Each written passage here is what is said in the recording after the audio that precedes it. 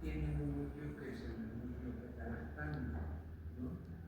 Y en algunos casos el diazoilínico o nitrocianínico. Entonces, no sé qué es la estructura química en el ciclo, tienen compuestos nitrogenados. En realidad, estos inhibidores de la beta-lactamasas serían una especie de escudos o sustancias suicidas, porque tienen afinidad con las beta-lactamasas y van a actuar directamente o sea, los inhibidores actúan directamente o interactúan con las beta-lactamasas. Podríamos decir también que son sustancias suicidas que se interponen, en este caso, con la penicilina K y la penicilina y estas sustancias que son destructoras o beta-lactamasas, que también llaman. Entonces se interponen a manera que actúan sobre estas y dejan intactas al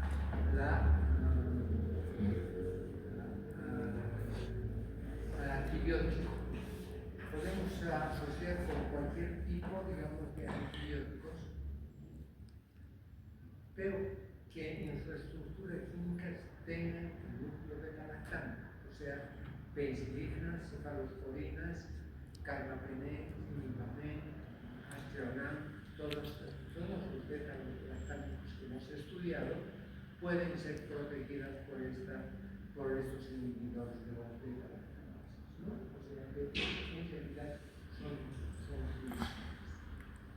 Entonces, la anterior clase ya les dije que estas sustancias no tienen ninguna actividad antibacteriana, salvo el sulbactam, que tiene cierta actividad muy débil sobre diferentes microorganismos, tales como los estafilococos, streptococos, neiserias, Gonorrhea, meningitis, Maxerella,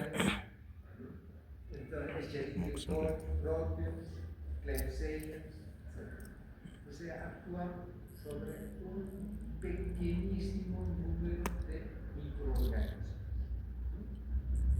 Pero los otros beta-lactámicos no tienen ninguna acción. Ahora, ¿cuál es su mecanismo de acción?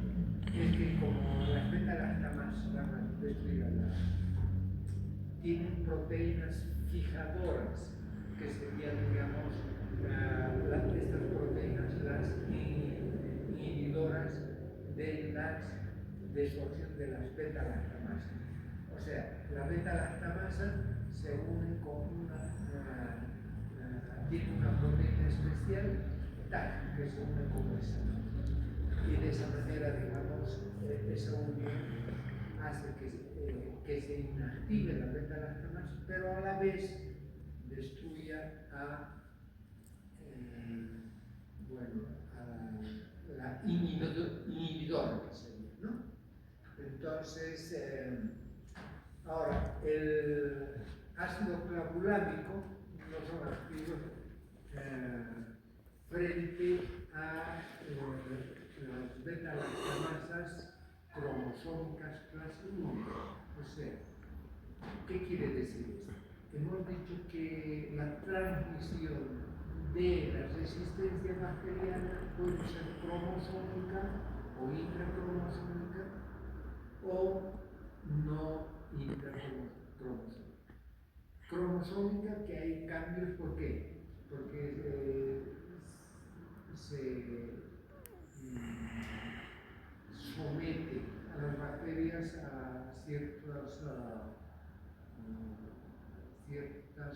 ciertos elementos físicos, la vibración, por ejemplo, puede ser por acción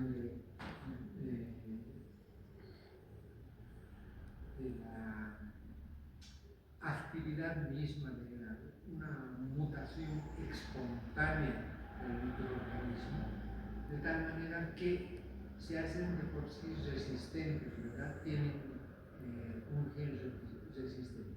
En cambio, la otra forma de transmisión es no cromosómica a través de plasmidios o a través, digamos, de infestación de una bacteria resistente a una bacteria que no es resistente. Entonces le pasan estos factores de resistencia, entonces los dos se hacen resistentes, ¿no? La que no era y la que era, la que le da y la que recibe, ¿no? Entonces, los inhibidores de las beta-lactamasas no actúan muy bien en aquellas resistencias que se ha obtenido a través de los cromosomas, no son activos frente a las beta-lactamasas cromosómicas, ¿no?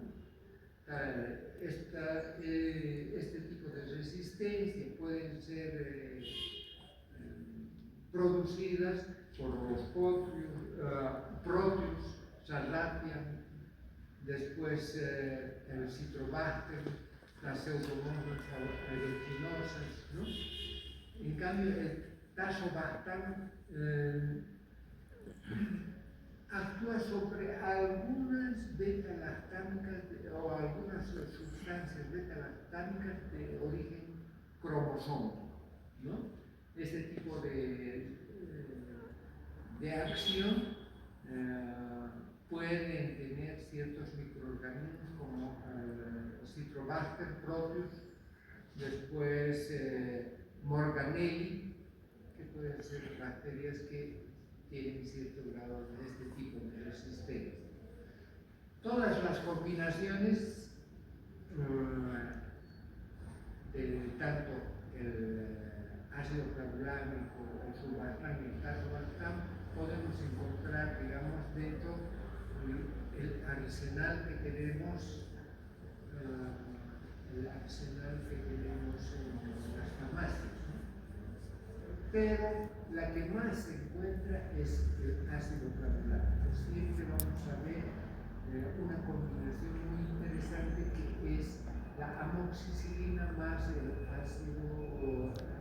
ácido clavulánico, ¿no? Entonces es la más común, la que más encontramos en el comercio, ¿no? Ahora vamos a hablar directamente sobre ácido clavulánico.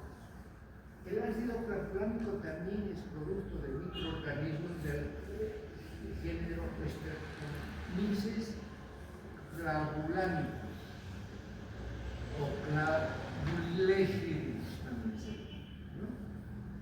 Entonces su estructura química es muy parecida a la beta-lactámicos.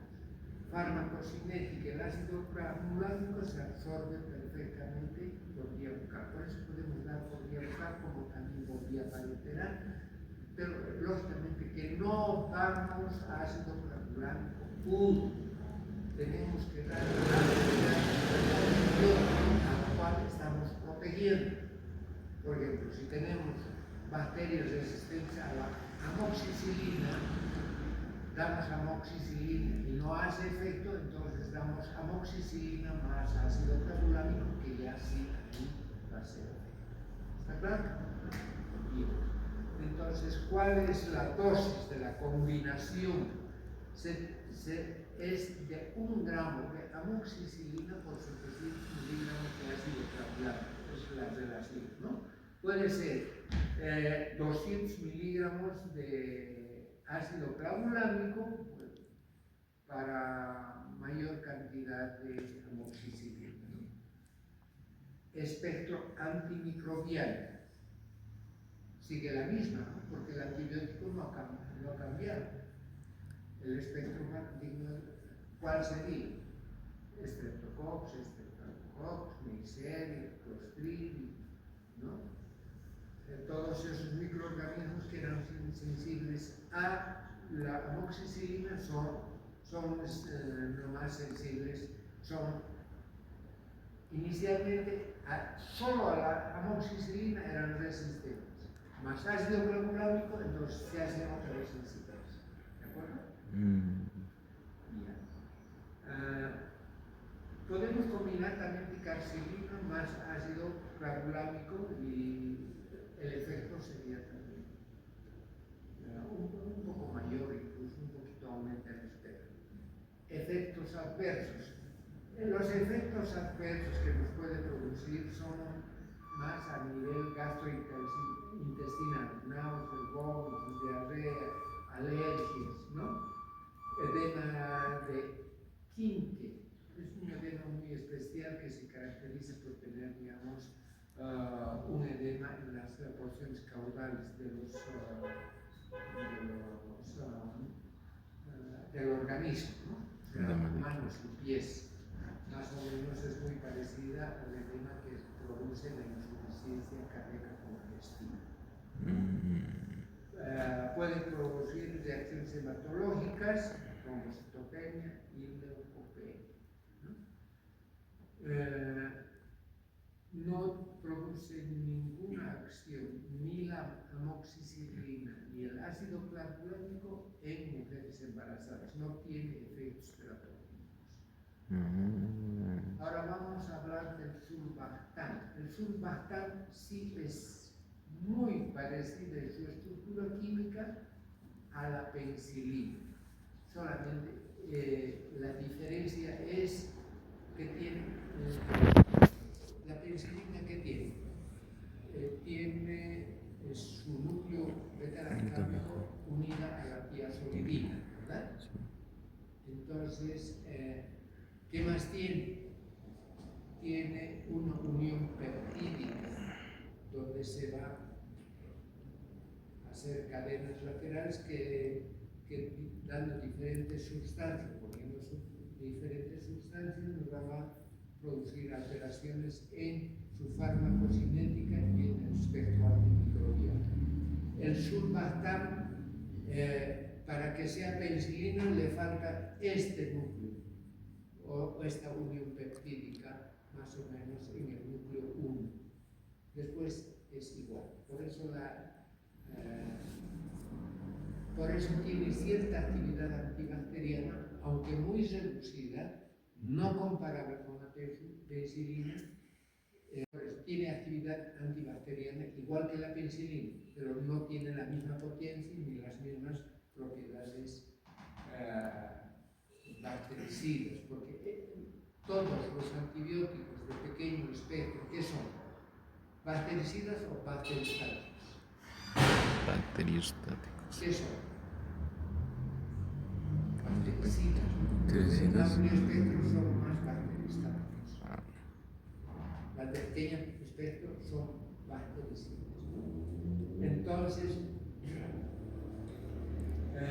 la dosis que se recomienda, digamos, el ácido clavulámico, sobre todo para infecciones de Escherichia coli, etc., podemos dar 750 miligramos por 1 gramo. Eso es lo que más utilizamos. Después, en los niños podemos dar 250-500 miligramos. Podemos dar sulbactam, ¿no? O amoxicilina en forma, digamos, independiente, pero no es recomendable. Si bien tiene actividad antibacteriana, pero no es recomendable, no tiene la pared, tenemos que siempre asociar con antibióticos. Efectos adversos del sulbactam, como es igual que la penicilina, es muy benigno, tiene un margen de seguridad muy grande, puede producir alergia, urticaria, es lo que más tiene, ¿no? Entonces, aunque los otros efectos a nivel hemáticos son, a nivel plaquetario, son muy inferiores a lo que tiene la penicilina. ¿De acuerdo? Bien. Entonces, con eso hemos terminado lo que corresponde a penicilinas. Ahora entramos a lo que son los antibióticos aminoglucósidos. Son glucósidos, entonces tienen elementos nitrogenados, por eso se llaman aminoglucósidos. Después del descubrimiento de la penicilina a partir del cultivo de estos microorganismos, el Penicillium notatum ocricogenum, entonces se empezó a estudiar otros microorganismos que se encuentran en el oeste. Y bueno, después de la penicilina vinieron, digamos, a partir del 45 al 50 y a principios del 50, donde se descubrieron la mayor parte de los antibióticos por cultivo de microorganismos también, ¿no? Entonces, así, por ejemplo, Selman Wickman, que era un médico ruso, empezó a investigar otros microorganismos y cultivó el Streptomyces griseus, obtuvo, digamos, estos aminoglucósidos. Dentro de ellos a la streptomicina, cannabicina, gentamicina, vancomicina. Esos son los antibióticos polipeptídicos. Les decía, a finales de la década de los 40, después que se descubrió o se empezó a aplicar la penicilina, a finales del 45, terminando la Segunda Guerra Mundial, se investigaron y se descubrieron la mayor parte de los antibióticos. Entonces, la neomicina fue a partir de 1963 ¿no? Que se obtuvo a través de un microorganismo que se llama Microspora. En el 74 se obtuvo la tobramicina a partir del género Streptomyces también, ¿no? Y la cannabicina y la amikacina, que también se obtuvieron ya en la década de los 60. Origen y química. Hemos dicho que son glucósidos, tienen una estructura glucosídica, ¿no? Entonces, dentro de esta estructura glucosídica tenemos la streptomicina, dentro de estos antibióticos, la streptomicina, la neomicina, cannabicina, tobramicina, gentamicina, ¿no? Entonces, dentro de su estructura química tenemos un núcleo principal que es el aminocitosol. Y la diferencia en las cadenas laterales de estos aminoglucósidos, o los diferentes aminoglucósidos, cuando se une con la streptidina, se va a obtener la streptomicina. Con la desoxistreptidina se obtiene, digamos, la cannabicina y la gentamicina. Después, los aminoazúcares se obtienen la tobromicina, que nos da el resto, pero el núcleo fundamental de esto es el aminociclotol, que tiene dos grupos nitrogenados en sus cadenas laterales de este ciclo hexagonal, ¿no? Bien. El núcleo fundamental es lo que se ha conocido como A, ¿no? Que es el aminociclotol, que tiene una cadena de pentasacárido, puede ser ácido glucurónico, por eso se llama aminoglucósido.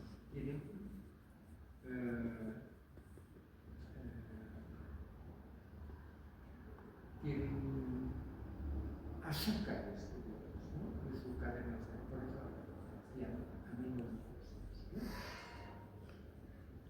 Farmacodinámica. ¿Cómo hemos dicho que es el mecanismo de acción de la penicilina? Inhibe la síntesis de la pared celular, ¿verdad? Bien. Estos antibióticos tienen otro mecanismo totalmente diferente. Inhiben la síntesis proteica a nivel de la subunidad 30S. ¿Dónde están los elementos 30S y 50S? En el ribosoma. En el ribosoma es donde se produce la síntesis de las proteínas. Bien. Son dos partes unidas en el ribosoma, uno que corresponde a la 30S que es en la parte inferior y la 50S que es más voluminosa, que está por encima de la parte inferior, diríamos, más grande del ribosoma, ¿no? Dentro de estos antibióticos, ¿cuáles hemos indicado? La estreptomicina, la amoxicilina, gentamicina, etc. Ahora, espectro antimicrobiano de todos estos antibióticos. Claro, después vamos a estudiar antibiótico por antibiótico. ¿Cuál es el espectro antimicrobiano de la penicilina? Es bajo. Es pequeño. La estreptomicina o los aminoglucósidos también es pequeño, pero su mecanismo de acción es diferente. La penicilina actúa en la reproducción masiva en plena reproducción. Es por eso que no se debe asociar con bacteriostáticos que paran ahí la reproducción de los microorganismos. Y si paran, entonces la penicilina ya no les afecta, ¿verdad? En cambio, en estas, el mecanismo de acción es diferente, inhibe la síntesis proteica, produce proteínas aberrantes por alteraciones de RNA mensajero, ¿de acuerdo? Entonces, como se altera el ARN mensajero que ordena que aquí viene este aminoácido, aquí viene este otro aminoácido, aquí viene este otro aminoácido, ¿qué quiere decir? No construyen nada. Que cuando va otro aminoácido, esa proteína es diferente y es aberrante y no es compatible con la vida diaria de la bacteria. ¿No? Se comportan también como de pequeño espectro, tienen acción bactericida, no bacteriostática. ¿De acuerdo? Bueno, otra característica muy importante es que la penicilina actúa sobre gérmenes gram positivos, Streptococcus, Staphylococcus, etc., ¿no? Clostridium, Streptomyces. En cambio, estos aminoglucósidos actúan más sobre gérmenes gram negativos, ¿no? Entonces, se hizo lo que se hizo antes de asociar penicilina con streptomicina. Se asociaba, pero ahora ya no. Pero se asociaba mucho. En todos los tratamientos daban esta asociación penicilina más streptomicina, que le dieron el nombre de combiótico. No sé si todavía han escuchado ese término que ya no se usa mucho. Combiótico, que quería decir combinación de streptomicina con penicilina, ¿no? La penicilina actuaba tiro de sobre fusión, gérmenes gram positivos y la streptomicina actuaba sobre gérmenes gram negativos.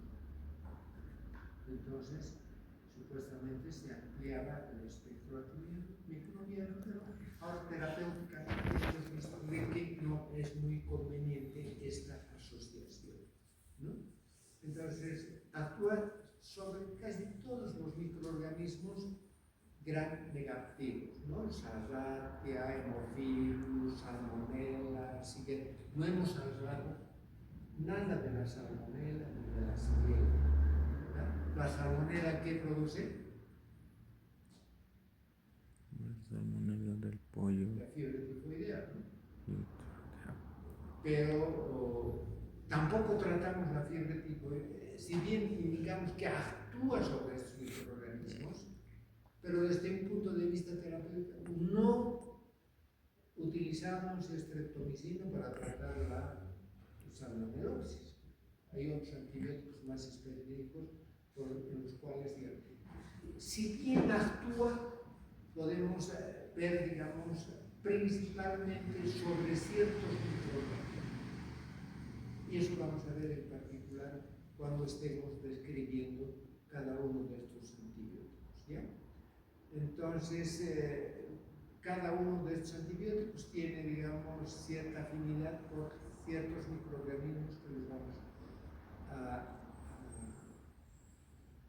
ver. Ahora, dentro del mecanismo de acción, ¿qué les he dicho? Que inhibe la síntesis proteica de la subunidad 30S. Subunidad 30S. Ataque Esta ribosoma. inhibición de la síntesis proteica se debe a o se produce por tres fases, ¿no? La primera fase, ¿en qué consiste? En el acceso del antibiótico hacia el citoplasma de la bacteria. O sea, la primera fase es que entra a la bacteria. Entonces, estos aminoglucósidos son catiónicos. ¿Qué significa eso? Encargados.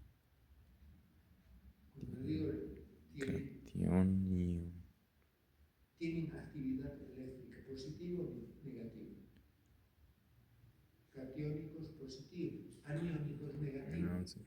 Entonces, en la absorción, el pasaje se debe a esta propiedad que tiene la propiedad catiónica para su entrada dentro del pasaje.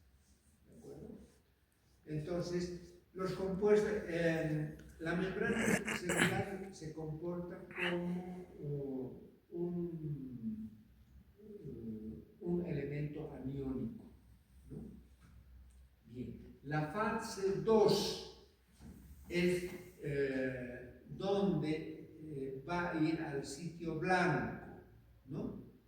Entonces, para ir a este sitio se necesita gasto de energía, ¿no? transporte Entonces, activo. ingresan y se entrelazan con unos electrolitos tales o elementos como el calcio y el magnesio, ¿no? Entonces, esto va a producir una hiperosmolaridad y entonces va a ir al sitio de acción, precisamente, ¿no? Ahora, la tercera fase es la interrelación con el ribosoma, o sea, va a ir hacia la subunidad 30S, ¿no? Tenemos diferentes subunidades, S2, S4, S7, S14, etc., ¿no?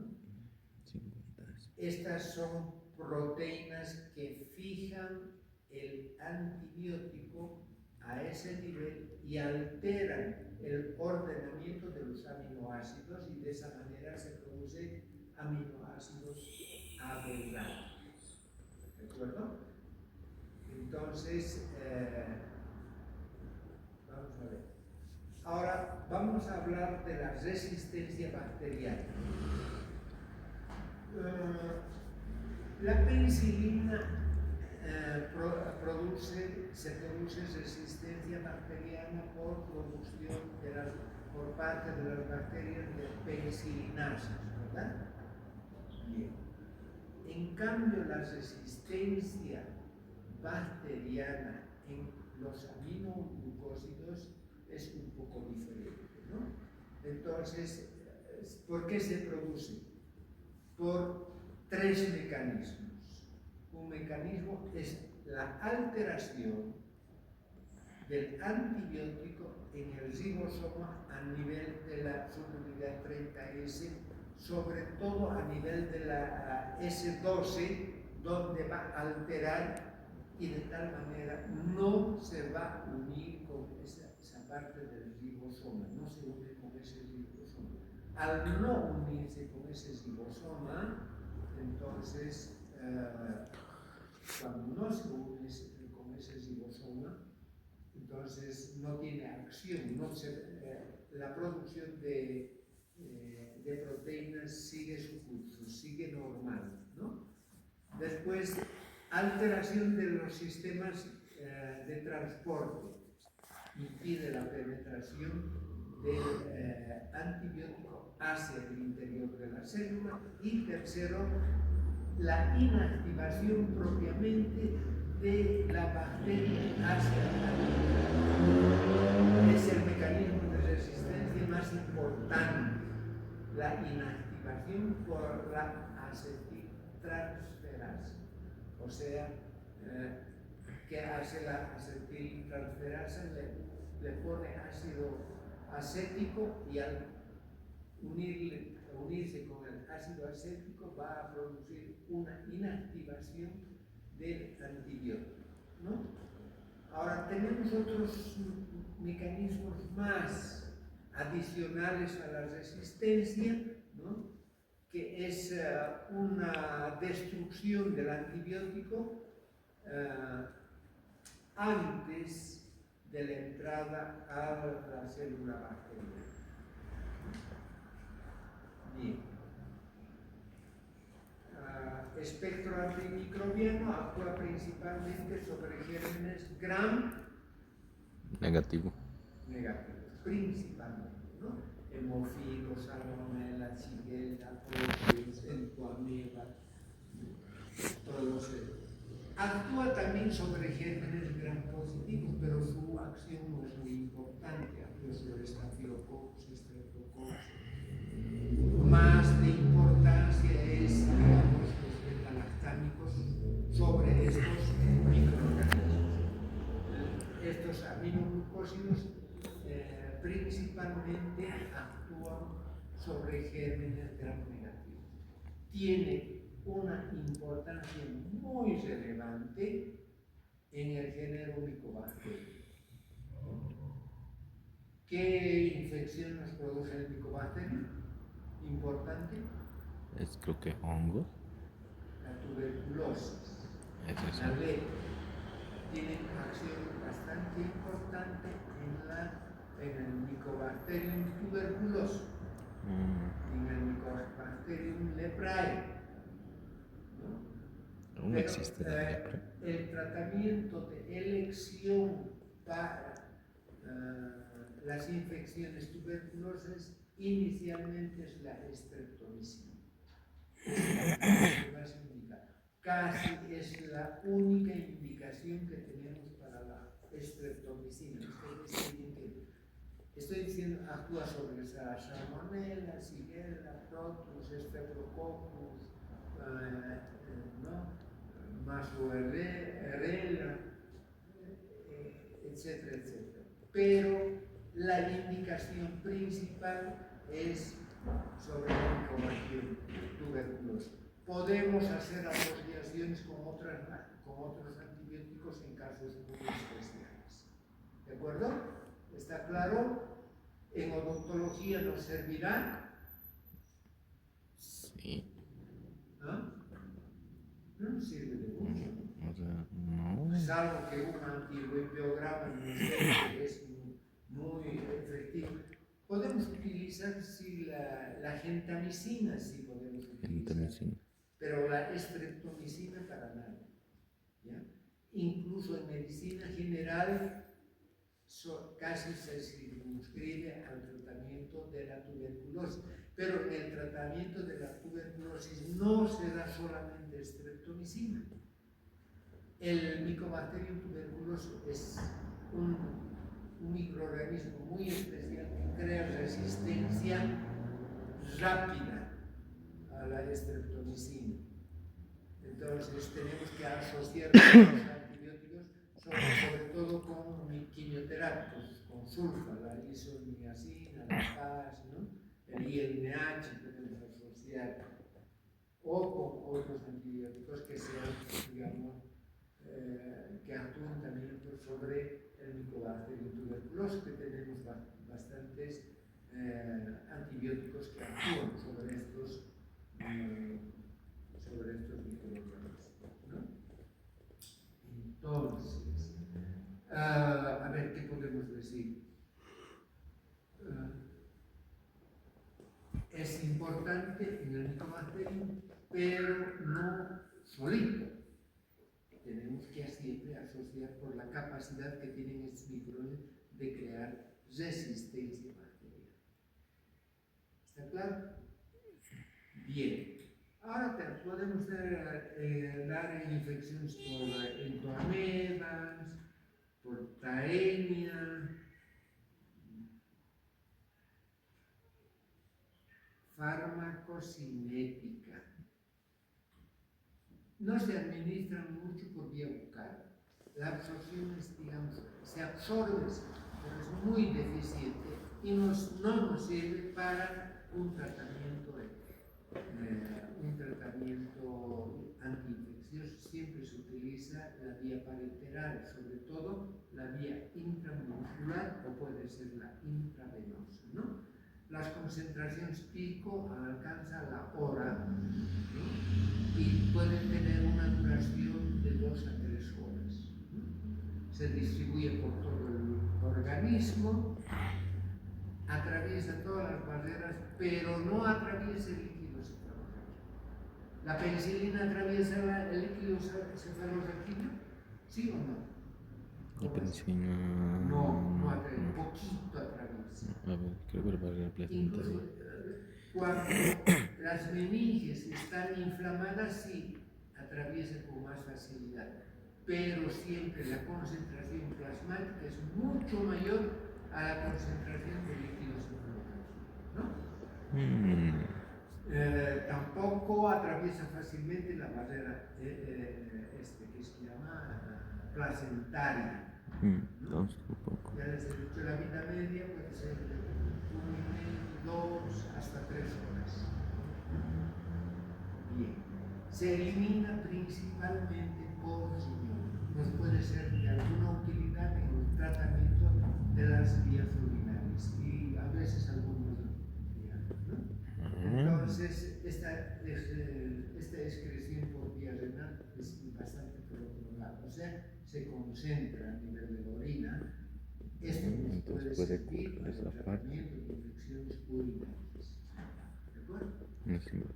Aplicaciones terapéuticas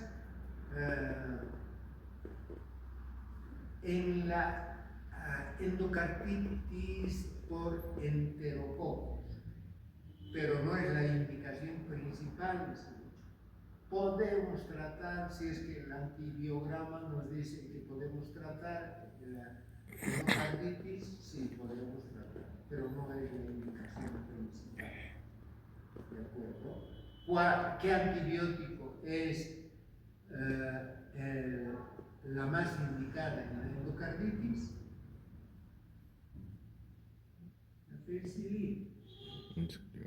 Damos penicilina benzatínica en solución olorosa cada 28 a 30 días. Nos protege todo ese tiempo, porque esto se da casi en forma profiláctica, ¿no? Para que no se produzca. Entonces, si bien podemos tratar, pero no es de indicación precisa, actúa así, ¿no? Ahora, la estreptomicina, ¿cuál es la dosis? 500 miligramos a 1 gramo. Podemos dar cada 8 a 12 horas. ¿Cuáles son las principales indicaciones? La tularemia, la peste, que son la tuberculosis, es la prácticamente diría que es la única, ¿no? En la tularemia podemos dar estreptomicina de 1 a 2 gramos día, Tularemia. ¿no? Durante 7 a 10 días. En la peste de 1 a 4 gramos día durante 10 días. La tuberculosis, el tratamiento de la tuberculosis, ¿cuánto tiempo damos? Ay, no, Que eso es tiene que un ser mes. en el tratamiento. Hay esquemas de tratamiento, un tratamiento antiguo y otro tratamiento nuevo. El tratamiento antiguo era la administración del antibiótico diariamente, casi 1 gramo, durante, a ver, ¿Un año? 9 meses. ¿No? Algunos pacientes, lógicamente, se asocian, ¿no?, con el INH, el PAS, y podemos asociar los antibióticos, ¿no?, con sulfatos. A ver, ¿por qué se da por ese tiempo? Porque el Mycobacterium tuberculosis fácilmente crea resistencia. Fácilmente. Ahora un poco ha cambiado el esquema de tratamiento de la tuberculosis, porque existen, digamos, han aparecido otros antibióticos que son, digamos, muy, en su efecto muy importantes sobre el Mycobacterium, que ha hecho que acorte, digamos, a 4 meses el tratamiento del antituberculoso.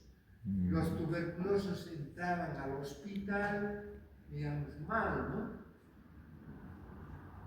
Mal, con fiebre, vómitos sanguíneos, todas esas cosas que nos da la tuberculosis, ¿no? Mal.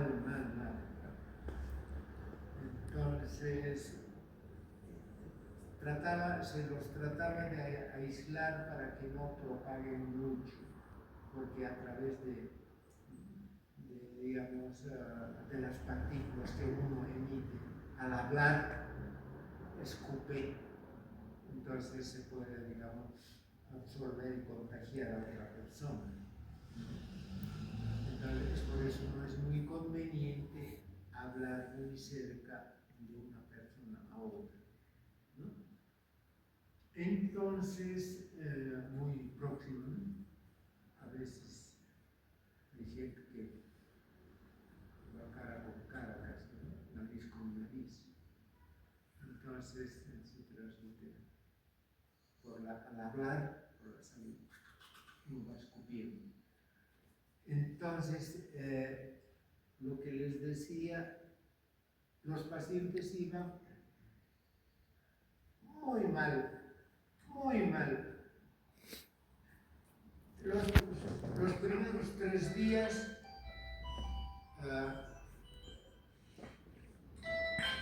había cierto cambios, ¿no?, muy importante.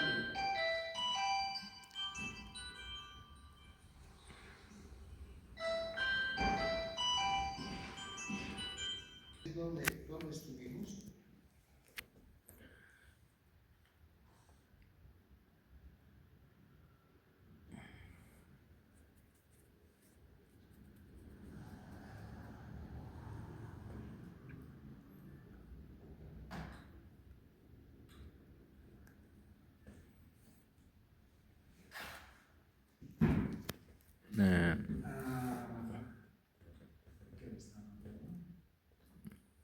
Paciente con tuberculosis entra al hospital. Entraba al hospital, en 3 días se sentía muy bien, sanito. Entonces, seguían el tratamiento 1 semana, 15 días, 1 mes, ya se sentía aburrido. Pero sí, estoy bien. No tengo fiebre, no tengo escalofríos, no tengo absolutamente nada. Hablaban con los médicos, no sé si puedo irme, como acá en las clases dicen, no sé si puedo irme. Y no les decían, no, usted tiene que que quedarse, digamos, 4 meses más. O sea, 4 meses encerrado aquí, se escaparon y no tomaban más sus medicamentos. Volvían con los mismos síntomas, con las mismas cosas, pero ya el microorganismo era resistente, pues. Había que cambiar de tratamiento, la tiránidos. estreptolicina, el PAS y el INLH y todos estos medicamentos antituberculosos son baratos. Incluso el gobierno regala en los hospitales la medicación. Ahora no sé cómo será, no sé si ha cambiado esto, pero era un problema de salud pública. Y al ser un problema de salud pública, era el gobierno el encargado o el responsable de los costos. Pero cuando estos pacientes volvían, el tratamiento se encarece porque se tienen que cambiar otros antibióticos y esos antibióticos tienen ya otro costo. Y aparte de tener otro costo, el gobierno ya no les da. O sea, todo el tratamiento corre por cuenta del paciente. Ahora, si quieren morirse, bien, si no, ya tienen que comprárselos. Así es la cosa, así es el tratamiento, digamos, antituberculoso. Y vamos a llegar, digamos, exactamente cómo es el tratamiento antituberculoso, ¿ya? Cómo se trata la tuberculosis, por qué tiempo, cuál era el tratamiento antiguo, cuál es el tratamiento actual, todas esas cosas. Bueno,